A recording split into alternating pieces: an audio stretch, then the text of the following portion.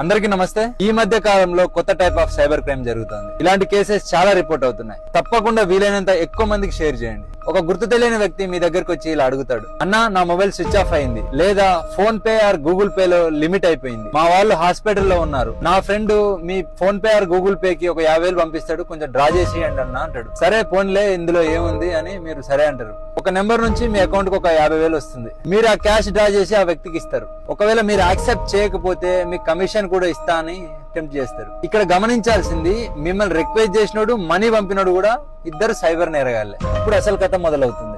మీకు ఎవడైతే మనీ పంపిండో అదే నెంబర్ నుంచి మళ్ళీ రిటర్న్ గా వాడే సైబర్ క్రైమ్ కాల్ చేస్తాడు. సార్ పొరపాటున రాంగ్ నెంబర్ కి మనీ పంపాను అని ఆ ఎవిడెన్స్ కూడా వాళ్ళకి పంపిస్తాడు. వెంటనే మీ అకౌంట్ ఫ్రీజ్ లోకి వెళ్ళిపోతుంది. ఇలాంటి scams petrol bunks, hospitals, shopping ఏరియాలో ఎక్కువ జరుగుతున్నాయి. గుర్తు తెలియని వ్యక్తులను నమ్మి లేదా కమిషన్ కాశపడి మీ PhonePe or Google Pay లో డబ్బులు పంపించుకోకండి. మీ అకౌంట్ సైబర్ క్రైమ్స్ లో ఇన్వాల్వ్ అయితే సిబిల్ స్కోర్ కూడా ఇబ్బంది వస్తుంది. ఫ్యూచర్ లో లోన్స్ లాంటివి తీసుకునేటప్పుడు కూడా ఇబ్బందులు వస్తాయి. Prevention is better than cure. తస్మాత్ జాగ్రత్త. మానవత్వం మంచిదే, కానీ జాగ్రత్త ఇంకా మంచిది. Thank you.